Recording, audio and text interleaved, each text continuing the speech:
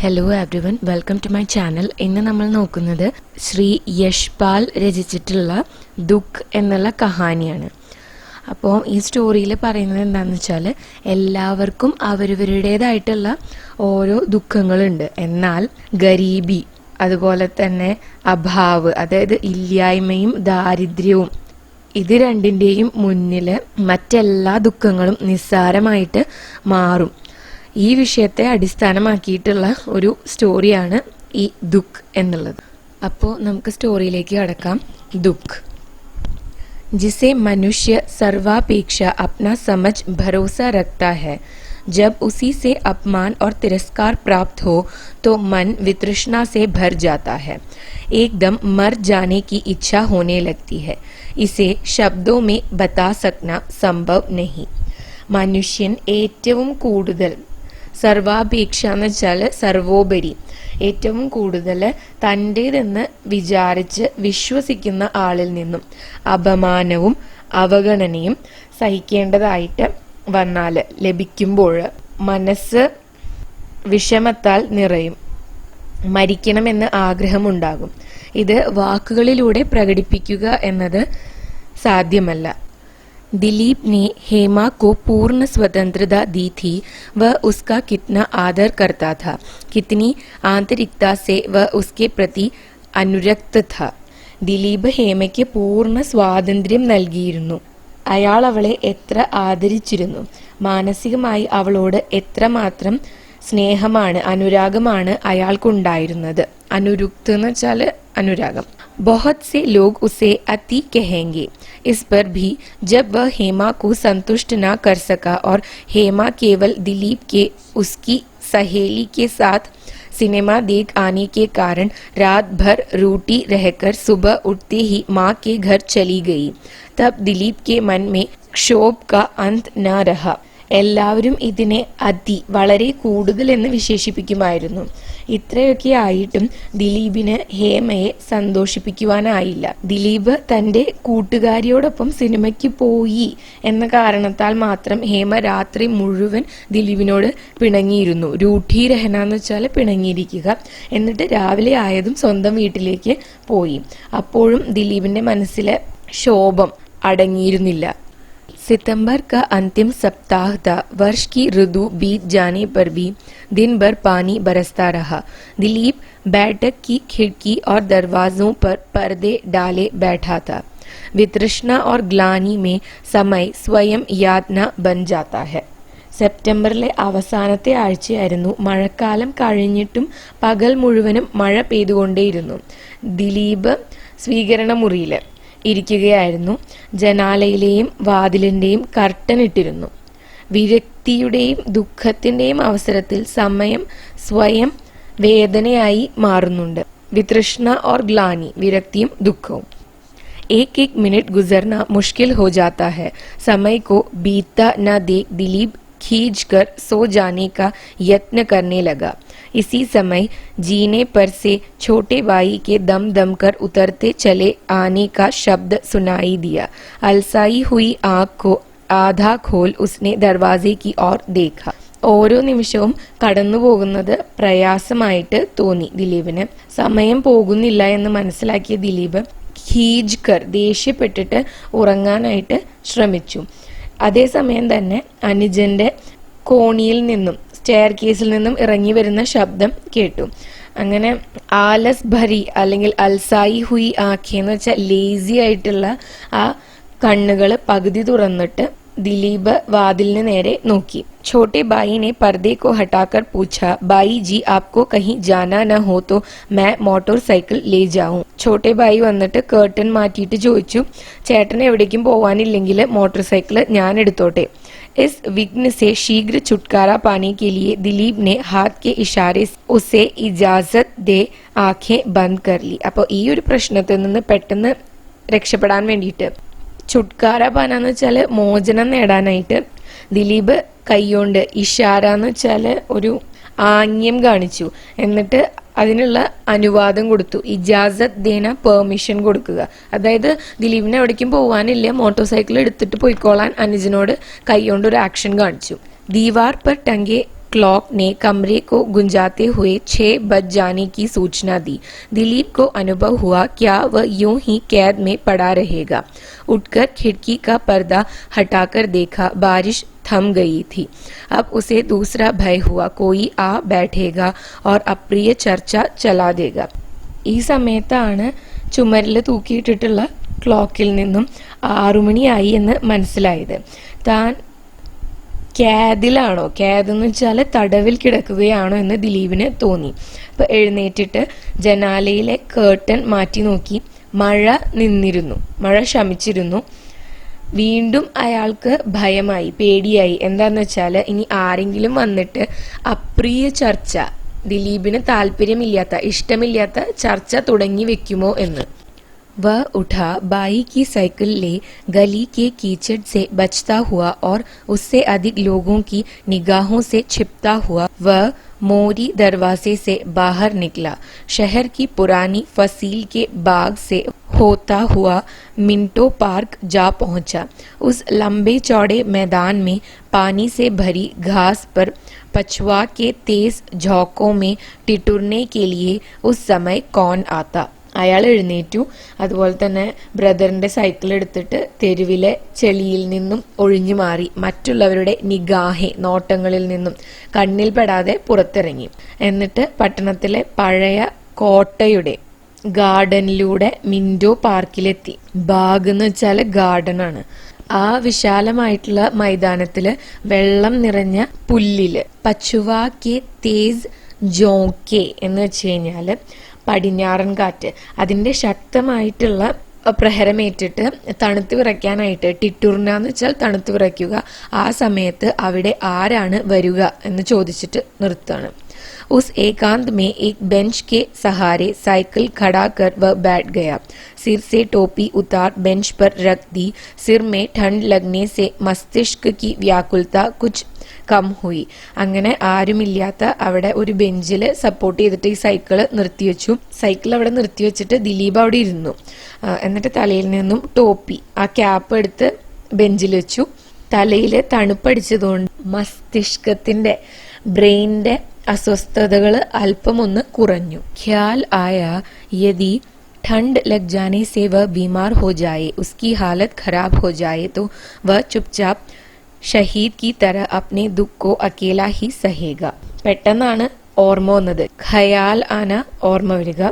തണുപ്പടിച്ചിട്ട് വല്ല രോഗം പിടിപെട്ട് കഴിഞ്ഞാൽ തൻ്റെ അവസ്ഥ മോശമായാൽ ഒരു രക്തസാക്ഷിയെ പോലെ, ഷഹീദ് की तरह രക്തസാക്ഷിയെ പോലെ ദുഃഖങ്ങളെല്ലാം തനിക്ക് ഒറ്റയ്ക്ക് സഹിക്കേണ്ടി വരും. किसी को अपने दुख का भाग लेने के लिए न बुलाएगा. जो उस पर विश्वास नहीं कर सकता उसे क्या अधिकार कि उसके दुख का भाग बांटने आए. എന്നാലും തന്റെ ദുഃഖം പങ്കുവെക്കാൻ ആരെയും ക്ഷണിക്കില്ല. തന്നെ വിശ്വസിക്കാത്ത ആൾക്ക് തന്റെ ദുഃഖം പങ്കുവെക്കാൻ എന്താണ് അധികാരം?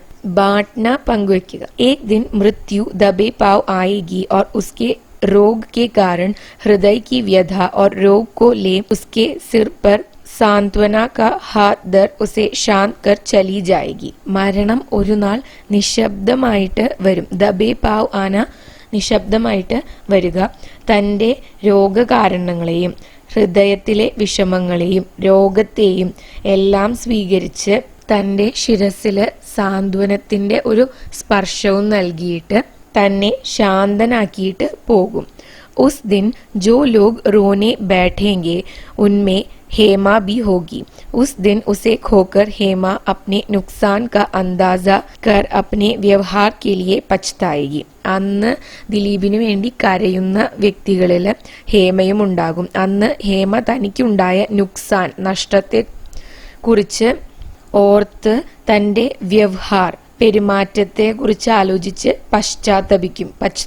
പശ്ചാത്തപിക്കുക. यही बदला होगा दिलीप के चुपचाप सहते जाने का. निश्चय कर उसने संतोष का एक दीर्घ निश्वास लिया. वह करवट बदल ठंडी हवा खाने के लिए बैठ गया. എല്ലാം നിശബ്ദമായിട്ട് സഹിക്കുന്ന ദിലീപിന്റെ പകരം വീട്ടിലായിരിക്കും ഇത്.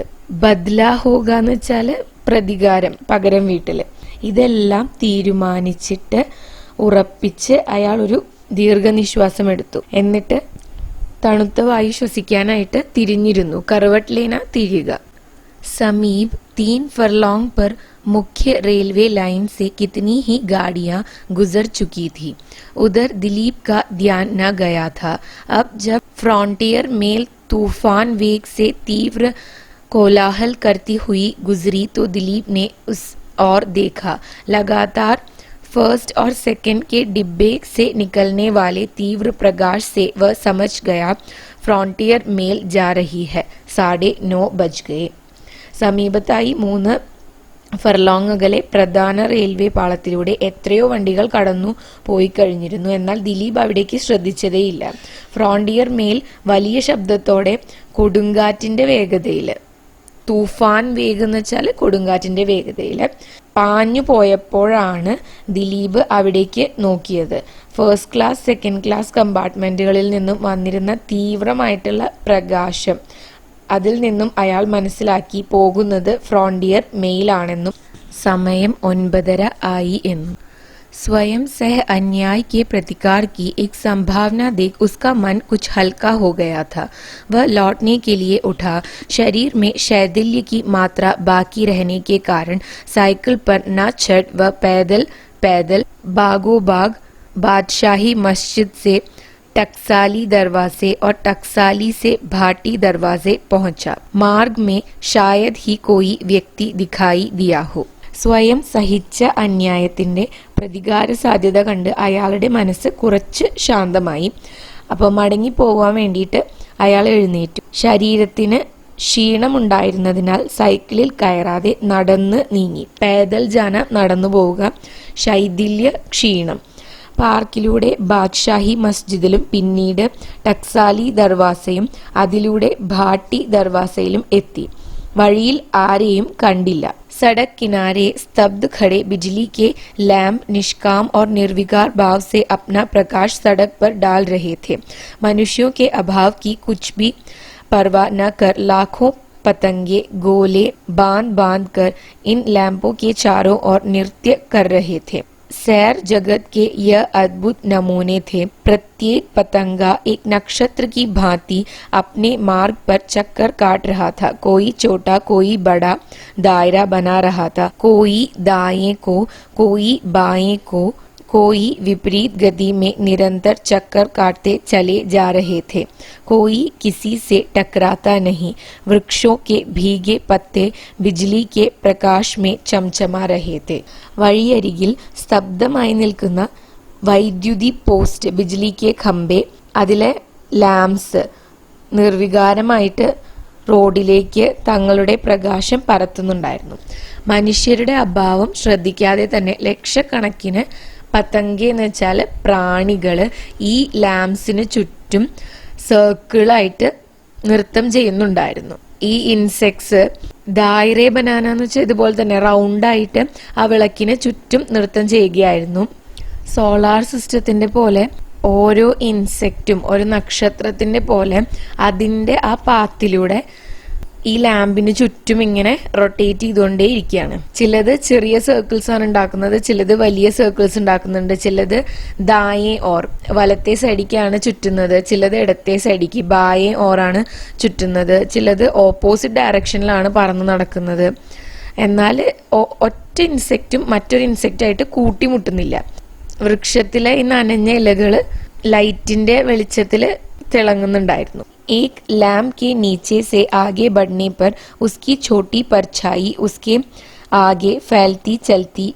ज्यों-ज्यों वह लैम्प से आगे बढ़ता परछाई पलटकर पीछे हो जाती. बीच बीच में वृक्षों की टहनियों की परछाई उसके ऊपर से होकर निकल जाती. सड़क पर पड़ा प्रत्येक भीगा पत्ता लैंपों की किरणों का उत्तर दे रहा था. दिलीप सोच रहा था मनुष्य के बिना भी संसार कितना व्यस्त और रोचक है. ആ ലാമ്പിന് താഴെ കൂടി മുന്നോട്ട് പോകുമ്പോൾ അയാളുടെ പർച്ചായി, ചെറിയ നിഴല് മുന്നോട്ട് വ്യാപിക്കുന്നുണ്ടായിരുന്നു. വിളക്കിന്റെ മുൻവശത്തേക്ക് പോകുമ്പോൾ നിഴല് തിരിഞ്ഞ് പിന്നിലേക്ക് വരുമായിരുന്നു. ഇടയ്ക്കിടയ്ക്ക് വൃക്ഷത്തിന്റെ ശിഖരങ്ങള്, ടെഹനിയാന്ന് വെച്ചാൽ ശിഖരങ്ങള്, അതിന്റെ നിഴല് അയാൾക്ക് മുകളിലൂടെ കടന്നു പോകുന്നുണ്ടായിരുന്നു. വഴിയിൽ കിടന്നിരുന്ന ഓരോ നനഞ്ഞ ലീവ്സും ആ ലൈറ്റിൽ നിന്നുള്ള റേസിന് മറുപടി നൽകുന്നുണ്ടായിരുന്നു. അപ്പോൾ ദിലീപ് ചിന്തിച്ചു, മനുഷ്യരില്ലാതെ തന്നെ ലോകം എത്ര തിരക്കുള്ളതും രസകരവുമാണ് എന്ന്. വ്യസ്ത, തിരക്കുള്ള, ബിസി, रोचक, रसगरम। कुछ कदम आगे बढ़ने पर सड़क किनारे नींबू के वृक्षों की छाया में कोई श्वेत सी चीज दिखाई दी। कुछ और बढ़ने पर मालूम हुआ कोई छोटा सा लड़का सफेद कुर्ता पैजामा पहने एक थाली सामने रखे कुछ बेच रहा है। അപ്പോൾ കുറച്ചടി മുന്നോട്ട് പോയപ്പോൾ റോഡിന്റെ സൈഡിലായിട്ട് നീമ്പൂന്റെ ഒരു വൃക്ഷമുണ്ട്, ചെറുനാരങ്ങയുടെ ഒരു മരമുണ്ട്. അതിന്റെ നിഴലില് ഒരു വെളുത്ത എന്തോ ഒരു സാധനം കണ്ടു. കുറച്ചും കൂടെ മുന്നോട്ട് പോയപ്പോഴാണ് മനസ്സിലായത് അതൊരു ചെറിയ ആൺകുട്ടി ഒരു വൈറ്റ് കളറിലുള്ള കുർത്ത പൈജാമ ഇട്ടിട്ട് മുന്നിൽ ഒരു थाली, ഒരു പ്ലേറ്റ് വെച്ചിട്ട് എന്തോ വിൽക്കുകയാണ് എന്ന്.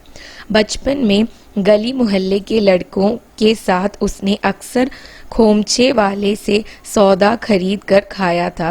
अब वह इन बातों को भूल चुका था, परंतु इस सर्दी में सुनसान सड़क पर जहाँ कोई आने जाने वाला नहीं, यह കോംച ബേച്ചനെ വാല കാസെ ബാഠാ ഹെ. കുട്ടിക്കാലത്ത് തെരുവിലെ കുട്ടികളോടൊപ്പം ഈ കോംച വാല എന്ന് വെച്ചാൽ ഉന്തുവണ്ടിക്കാരിൽ നിന്നും സാധനങ്ങൾ വാങ്ങി കഴിക്കാറുണ്ടായിരുന്നു ദിലീപ്.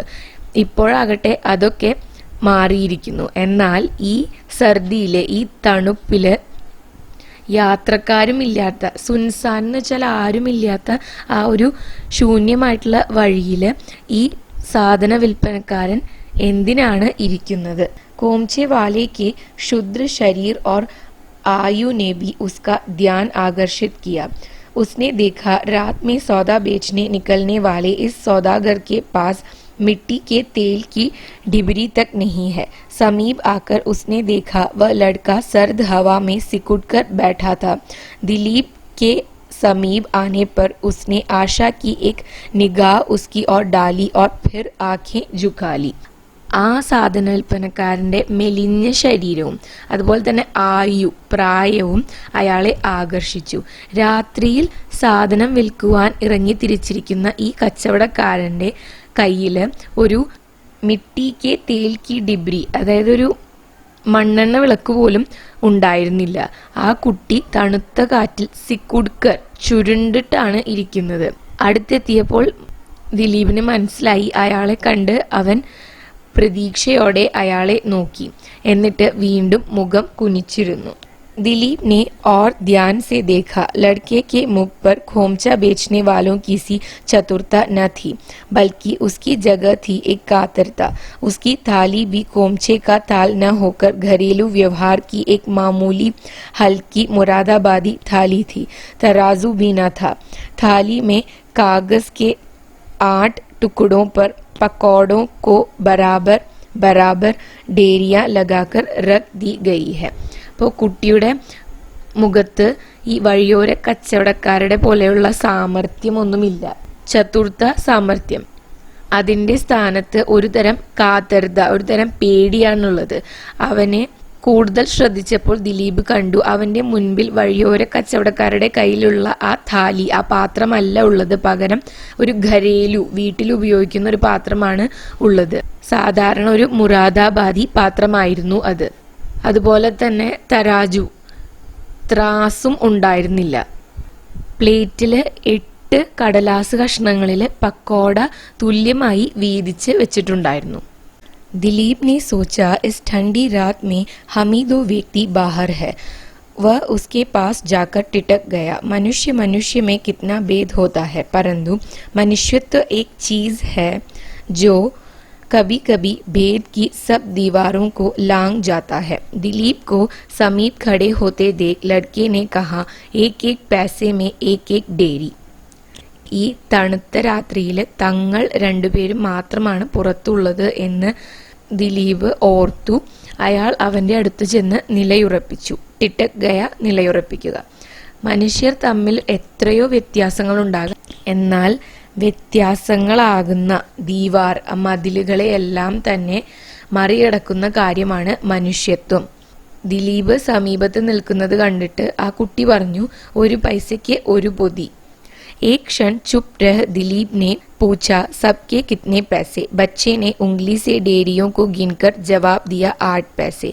ഒരു നിമിഷം മിണ്ടാതെ നിന്നിട്ട് ദിലീപ് ചോദിച്ചു, എല്ലാത്തിനും കൂടി എത്ര പൈസയാണ്? അപ്പോൾ കുട്ടി വിരലുകൊണ്ട് എത്ര കെട്ടുണ്ട് എന്ന് എണ്ണി നോക്കിയിട്ട് പറഞ്ഞു, 8 पैसा. ദിലീപ് ने केवल बात बढ़ाने के लिए पूछा, कुछ कम नहीं लेगा? ദിലീപ് വെറുതെ സംസാരിക്കാൻ വേണ്ടിയിട്ട് ചോദിച്ചു, ഒന്ന് കുറച്ച് തരാൻ പറ്റൂ? सौदा बिक जाने की आशा से जो प्रफुल्लता बालक के चेहरे पर आ गई थी वह दिलीप के इस प्रश्न से उड़ गई. उसने उत्तर दिया, माँ बिगड़ेगी. അപ്പോൾ ഈ കൊടുന്നിട്ടുള്ള പലഹാരം പക്കോടയൊക്കെ വിറ്റ് പോകുമെന്നുള്ള ഒരു സന്തോഷം ആ കുട്ടിയുടെ മുഖത്ത് വന്നിട്ടുണ്ടായിരുന്നു. ദിലീപ് അതിന്റെ പൈസയൊക്കെ എത്ര വിലയാന്ന് ചോദിച്ചപ്പോൾ അത് ഒറ്റ നിമിഷം കൊണ്ട് ആ കുട്ടിയുടെ മുഖത്ത് നിന്ന് മാറി. എന്നിട്ട് കുട്ടി പറഞ്ഞു, മാ ബിഗിഡേഗി, അമ്മ ദേഷ്യപ്പെടും. इस उत्तर से दिलीप द्रवित हो गया और बोला, क्या पैसे माँ को देगा? बच्चे ने हामी भरी. ഈ ഉത്തരം ദിലീപിനെ മനസ്സലിയിച്ചു. അയാൾ ചോദിച്ചു, പൈസ അമ്മയ്ക്കാണോ നൽകുന്നതെന്ന്. അപ്പൊ കുട്ടി മറുപടി നൽകി, അതെ എന്ന്. ദിലീപ് ने कहा, अच्छा सब दे दो. लड़के की व्यस्तता देख दिलीप ने अपना रुमाल निकाल कर दे दिया और पकौड़े उनमें बंधवा लिए. എന്നിട്ട് ദിലീപ് പറഞ്ഞു, എല്ലാം എനിക്ക് തന്നോളൂ എന്ന്. കുട്ടി ഭയങ്കര ബിസിയായി. അത് കണ്ടിട്ട് ദിലീപ് തന്റെ റുമാൽ, തന്റെ കർച്ചീഫ് എടുത്തിട്ട് ആ കുട്ടിക്ക് കൊടുത്തിട്ട് ഈ പക്കോട എല്ലാം അതില് പൊതിഞ്ഞു വാങ്ങി. 8 पैसे का कोमचा बेचने जो इस सर्दी में निकला है उसके घर की क्या अवस्था होगी, यह सोचकर दिलीप सिहर उठा. उसने जेब से 1 रुपया निकाल लड़के की थाली में डाल दिया. रुपये की कनकनाहट से वह सुनसान रात गूंज उठी. रुपये को देख लड़के ने कहा, मेरे पास तो पैसे नहीं है. അപ്പോൾ 8 പൈസയ്ക്ക് ഈ പക്കോട വിൽക്കാൻ വേണ്ടിയിട്ട് ഈ ഇത്രയും തണുപ്പില് ഇറങ്ങിയ ഈ കുട്ടിയുടെ വീട്ടിലെ അവസ്ഥ എന്തായിരിക്കുമെന്ന് ആലോചിച്ച് ദിലീപിന്റെ മനസ്സിലൂടെ ഒരു വിറയൽ അങ്ങ് പോയി. സിഹർ എന്ന് പറഞ്ഞാൽ, സിഹർ ഉঠাന്ന് പറഞ്ഞാൽ വിറയ്ക്കുക. അങ്ങനെ ദിലീപ് തന്റെ പോക്കറ്റിൽ നിന്ന് 1 രൂപ എടുത്തിട്ട് ആ കുട്ടിയുടെ പ്ലേറ്റിലിട്ടു. കൻകനാഹട്ട് എന്ന് വെച്ചാൽ ആ ചില്ലറ പ്ലേറ്റിൽ വീണ ശബ്ദത്തിനെയാണ് ഉദ്ദേശിക്കുന്നത്. ആ ശബ്ദം ആ ആളൊഴിഞ്ഞ സ്ഥലത്ത് മുഴുവനായിട്ടും സ്പ്രെഡ് ചെയ്തു. അപ്പൊ കുട്ടി പറഞ്ഞു, എന്റെയില് പൈസയില്ല. ദിലീപ് ने पूछा, तेरा घर कहाँ है? നിന്റെ വീട് എവിടെയാണെന്ന് ചോദിച്ചു. पास की गली में है, लड़के ने जवाब दिया. दिलीप के मन में उसका घर देखने का कौतूहल जाग उठा. बोला, चलो मुझे भी उधर से ही जाना है, रास्ते में तुम्हारे घर से पैसे ले लूंगा. ദിലീപ് ചോദിച്ചു, എവിടെയാണ് വീട്? കുട്ടി പറഞ്ഞു, അടുത്തൊരു സ്ട്രീറ്റിൽ തന്നെയാണ്. ദിലീപിനാണെങ്കിൽ ഈ കുട്ടിയുടെ വീട് കാണണം എന്നൊരു ആഗ്രഹം ഉണ്ടായി. അതുകൊണ്ട് ദിലീപ് പറഞ്ഞു, ആ വഴി കൂടെ തന്നെയാണ് എനിക്കും പോകേണ്ടത്. അപ്പൊ നമുക്ക് അതിൽ കൂടെ പോയിട്ട് നിന്റെ വീട്ടിൽ നിന്ന് ഈ ബാക്കി പൈസ വാങ്ങാം. बच्चे ने घबराकर कहा, पैसे तो घर पर भी ना होंगे. കുട്ടിയാണെങ്കിൽ വറീഡായിട്ട് പരിഭ്രമിച്ചിട്ട് പറഞ്ഞു, പൈസ വീട്ടിലും ഉണ്ടാവില്ല. ദിലീപ് സുൻകർ സിഹർ ഉഠ, പരന്തു ഉത്തർ ദിയ, ഹോങ്കെ തും ചലോ. ദിലീപിനാണെങ്കിൽ ഇത് കേട്ടപ്പോൾ ഒന്നും കൂടി ഒരു ഷോക്കായി. എന്നിട്ട് ദിലീപ് പറഞ്ഞു, ഉണ്ടാവും, വീട്ടിൽ പൈസ ഉണ്ടാവും, നീ വരൂ. ലड़का खाली ताली को छाती से चिपटा आगे आगे चला और उसके पीछे बाई साइकिल को थामे दिलीप. കുട്ടിയാണെങ്കിൽ നെഞ്ചില് ആ പ്ലേറ്റും വെച്ചുകൊണ്ട് ഫ്രണ്ടിൽ നടന്നു. ദിലീപ് ബ്രദറിന്റെ സൈക്കിളും കൊണ്ട് ബാക്കിൽ നടന്നു. ദിലീപ് ने पूछा, तेरा बाप क्या करता है? लड़के ने उत्तर दिया, बाप मर गया है. ദിലീപ് ചോദിച്ചു, അച്ഛൻ എന്താണ് ചെയ്യുന്നത്? കുട്ടി പറഞ്ഞു, अच्चन मरिचुई. दिलीप चुप हो गया. कुछ और दूर जा उसने पूछा, तुम्हारी माँ क्या करती है? കുറച്ചു നേരം നിശബ്ദനായിട്ട് ഫ്രണ്ടിലേക്ക് പോയി ദിലീപ് വീണ്ടും ചോദിച്ചു, അമ്മ എന്താണ് ചെയ്യുന്നത്? लड़के ने उत्तर दिया, माँ एक बाबू के यहाँ चौका बर्तन करती थी, अब बाबू ने हटा दिया. അപ്പം കുട്ടി പറഞ്ഞു, ആദ്യം ഒരു ആളുടെ വീട്ടില് ഈ പാത്രമൊക്കെ കഴുകി കൊടുക്കുന്ന ജോലി ചെയ്തിരുന്നു, ഇപ്പോ അമ്മയെ ജോലിയിൽ നിന്നും മാറ്റി. ദിലീപ് ने पूछा, क्यों हटा दिया बाबू ने? लड़के ने जवाब दिया, माँ 2.5 रुपया महीना लेती थी. जगतू की माँ ने बाबू से कहा कि वह 2 रुपये से सब काम कर देगी, इसलिए बाबू की घर वाले ने माँ को हटाकर जगतू की माँ को रख लिया. അപ്പോൾ കുട്ടി റീസൺ പറയാണ്, അമ്മ മാസം 2.5 രൂപയ്ക്കാണ് ജോലി ചെയ്തിരുന്നത്. എന്നാൽ ജഗതുവിന്റെ അമ്മ 2 രൂപയ്ക്ക് എല്ലാ ജോലികളും ചെയ്തോളാം എന്ന് പറഞ്ഞപ്പോൾ ആ കുട്ടിയുടെ അമ്മേനെ ജോലിയിൽ നിന്ന് മാറ്റിയിട്ട് ജഗതുവിന്റെ അമ്മേനെ അവിടെ ജോലിക്ക് വെച്ചു. दिलीप फिर चुप हो गया। लड़का नंगे पैर गली के कीचड़ में छप-छप करता चला जा रहा था। दिलीप को कीचड़ से बचकर चलने में असुविधा हो रही थी। लड़के की चाल की गति को कम करने के लिए दिलीप ने फिर प्रश्न किया, तुम्हें जाड़ा नहीं मालूम होता? അതായത് ഈ കുട്ടിയാണെങ്കിൽ ഈ സ്ട്രീറ്റിലെ കീച്ചടി ചെളിയിലൊക്കെ ചെരുപ്പിടാതെ ഇങ്ങനെ ചവിട്ടി ചാടി ചാടി നടക്കുകയാണ്. അപ്പോൾ ദിലീപിന്റെ മേത്ത് ചെളി തെറിക്കാതിരിക്കാൻ വേണ്ടിയിട്ട് ദിലീപ് സൂക്ഷിച്ച് നടക്കുകയാണ്. അപ്പോൾ കുട്ടിയുടെ സ്പീഡ് ഒന്ന് കുറയ്ക്കാൻ വേണ്ടിയിട്ട് ദിലീപ് ചോദിച്ചു, നിനക്ക് തണുപ്പ് തോന്നുന്നില്ലേ എന്ന്? ജാട, തണുപ്പ്. लड़के ने शरीर को गर्म करने के लिए चाल को और तेज करते हुए उत्तर दिया नहीं. അപ്പം കുട്ടിയാണെങ്കിൽ ബോഡി ഒന്നും കൂടി ചൂടാക്കാൻ വേണ്ടിയിട്ട് നടക്കുന്നതിന്റെ സ്പീഡ് കൂട്ടി. എന്നിട്ട് പറഞ്ഞു, ഇല്ല, തണുക്കുന്നില്ല. ദിലീപ് ने फिर प्रश्न किया, जगदू की माँ क्या करती थी? ദിലീപ് വീണ്ടും ക്വസ്റ്റ്യൻ ചോദിച്ചു, ജഗദുവിന്റെ അമ്മ അപ്പം മുൻപ് എന്താണ് ചെയ്തിരുന്നത്? लड़के ने कहा, जगदू की माँ स्कूल में लड़कियों को घर से बुला लाती थी. स्कूल वालों ने लड़कियों को घर से लाने के लिए मोटर रख ली और उसे निकाल दिया है. ജഗദുവിന്റെ അമ്മ പെൺകുട്ടികളെ സ്കൂളിലേക്ക് കൊണ്ടുപോകുമായിരുന്നു. സ്കൂളുകാർ ഇപ്പം അതിനു വേണ്ടിയിട്ട് വണ്ടി ഏർപ്പാടാക്കി. അതുകൊണ്ട് അവരെ പറഞ്ഞയച്ചു. गली के मुहाने पर कमेटी का बिजली का लैम्प जल रहा था. ऊपर की मंजिल की खिड़कियों से भी गली में कुछ प्रकाश पड़ रहा था. उससे गली का कीचड़ चमककर किसी कदर मार्ग दिखाई दे रहा था. തെരുവിന്റെ ഒരു കോർണറിൽ പഞ്ചായത്തിന്റെ ഇലക്ട്രിക് ലാമ്പ് കത്തുന്നുണ്ടായിരുന്നു. മുകളിലെ നിലയിലെ ജനലുകളുടെയും കുറച്ച് പ്രകാശം തെരുവിലേക്ക് പതിക്കുന്നുണ്ടായിരുന്നു. അങ്ങനെ തെരുവിലെ ചെളിയിലേക്ക് ലൈറ്റ് വന്നടിക്കുന്ന സമയത്ത് വഴി കാണാനുണ്ടായിരുന്നു. संकरी गली में एक बड़ी खिड़की के आकार का दरवाजा खुला था. उसका धुंधला लाल सा प्रकाश सामने पुरानी ईंटों की दीवार पर पड़ रहा था. इसी दरवाजे में लड़का चला गया.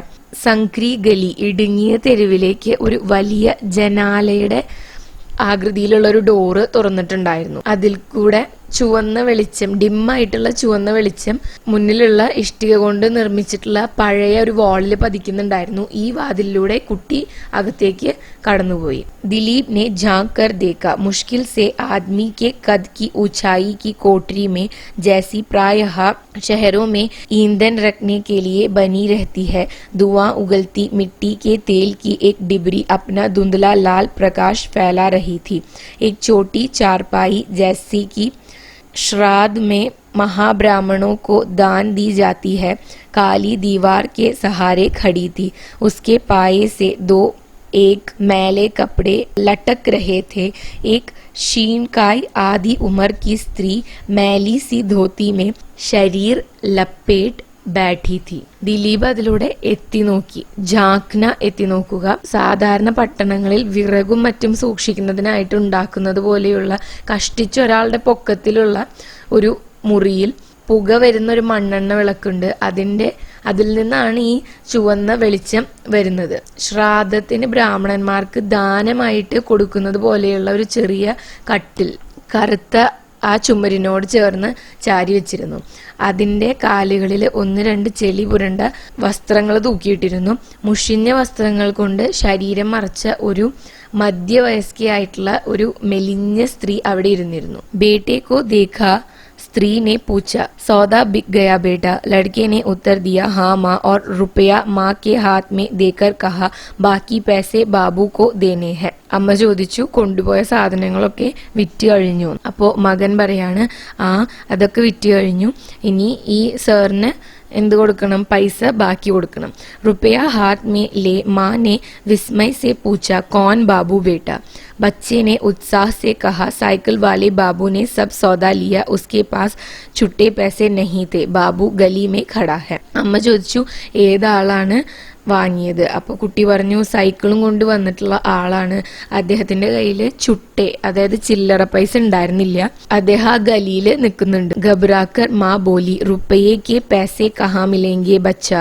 सिर से कपड़े को संभाल दिलीप को सुनाने के अभिप्राय से माँ ने कहा, बेटा रुपया बाबूजी को लौटाकर घर का पता पूछ ले, पैसे कल ले आना. പരിഭ്രമിച്ചിട്ട് അമ്മ പറഞ്ഞു, രൂപയ്ക്കുള്ള ചില്ലറായിട്ട് പൈസ എവിടുന്നാണ് കിട്ടുക? അതുകൊണ്ട് തന്നെ ദിലീപും കൂടി കേൾക്കണം എന്നുള്ള രീതിയിൽ അമ്മ പറഞ്ഞു, മോനെ നീ ആ സാറിന് ഈ പൈസ തിരിച്ചു കൊടുത്തിട്ട് അഡ്രസ്സ് ചോദിക്കെ നാളെ പോയിട്ട് പൈസ വാങ്ങിയിട്ട് വന്നാ മതിന്ന്. പത്ത അഡ്രസ്. ലഡ്ക रुपया ले दिलीप को लौटाने आया. दिलीप ने ऊंचे स्वर से ताकि माँ सुन ले कहा रहने दो रुपया कोई परवाह नहीं फिर आ जाएगा. അപ്പം കുട്ടിയാണെങ്കിൽ ദിലീപിന് ഈ പൈസ തിരിച്ചു കൊടുക്കാൻ വേണ്ടിയിട്ട് അങ്ങോട്ട് പോയി. അപ്പം ദിലീപ് ഉറക്കെ പറഞ്ഞു അമ്മയും കൂടി കേട്ടോട്ടെ എന്ന് വിചാരിച്ചിട്ട് അത് സാരമില്ല, പൈസ ഇല്ലേ അത് പിന്നെയും വന്നോളും. सिर के कपड़े को आगे खींच स्त्री ने कहा नहीं जी आप रुपया लेते जाइए बच्चा पैसे कल ले आएगा. അപ്പോൾ അമ്മ പറയാണ് അത് സാരമില്ല, നിങ്ങൾ ഈ പൈസ കൊണ്ടുപോയിക്കോ, നാളെ കുട്ടി അവിടുന്ന് പൈസ വാങ്ങിക്കോളും വീട്ടിൽ നിന്ന്. ദിലീപ് ने शर्माते हुए कहा रहने दीजिए यह पैसे मेरी तरफ से बच्चे को मिठाई खाने के लिए रहने दीजिए. അപ്പോൾ ആണെങ്കിൽ ദിലീപ് പറഞ്ഞു ഈ പൈസ ഈ കുട്ടിയുടെ കയ്യിൽ തന്നെ ഇരുന്നോട്ടെ, എൻ്റെ ഭാഗത്തുനിന്നും ആ കുട്ടിക്ക് ഒരു മിഠായി കഴിക്കാൻ വേണ്ടി ഞാൻ കൊടുത്തതാണെന്ന് കരുതിക്കോളൂ. സ്ത്രീ നെഹി നെഹി കർത്തി രഹ ഗയി. Dileep അന്ധേരെ may പീछे hut Gaya. സ്ത്രീ അത് പറ്റില്ല എന്ന് പറഞ്ഞുകൊണ്ടിരുന്നു. ദിലീപ് ആണെങ്കിൽ ഇരുട്ടത്ത് അവിടുന്ന് മാറി നിന്നു. स्त्री के मुरझाए कुहलाए पीले चेहरे पर कृतज्ञता और प्रसन्नता की झलक छा गई. रुपया अपनी चादर की खूंट में बांध एक ईंट पर रखे पीतल के लौटे के बाह के इशारे से पानी ले उसने हाथ धो लिया और पीतल के एक बर्तन के नीचे से मैले अंगोछे में लिपटी 2 रोटियां निकाल बेटे का हाथ धुला उसे खाने को दे दी. സ്ത്രീയുടെ വാടിയ മുർജായെ വാടിയ കുഹ്ലായെ മ്ലാനമായിട്ടുള്ള പീലെ ചെഹരെ വിളറിയ മുഖത്ത് കൃതജ്ഞതയുടെയും അതുപോലെ തന്നെ സന്തോഷത്തിന്റെയും പ്രകാശം പടരുന്നു.